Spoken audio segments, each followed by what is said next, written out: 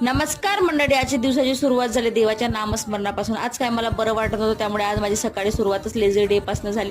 त्यानंतर घेतलं मुलीला आवरून, त्यांना फ्रेश करून घेतलं, त्यांना रेडी केलं. त्यानंतर दोघींना पण जेवण भरवलं. मोठ्या मुलं स्कूलसाठी रेडी केले, तर नवरा बोलला आज जायचं आपल्याला बाहेर. मग काय पटकन आवरून रेडी झाली आणि निघालो बाहेर जायला. आज गेलो होतो आम्ही डी मार्टला घरातल्यासाठी सामान घ्यायला. मग काय डी मार्टसाठी जाऊन थोडीशी शॉपिंग केली. त्यानंतर लगेच पेटपूजा करावी म्हटलं तर लगेच दिला पिझ्झाचा ऑर्डर. मग आला आमचा पिझ्झा बनवून रेडी.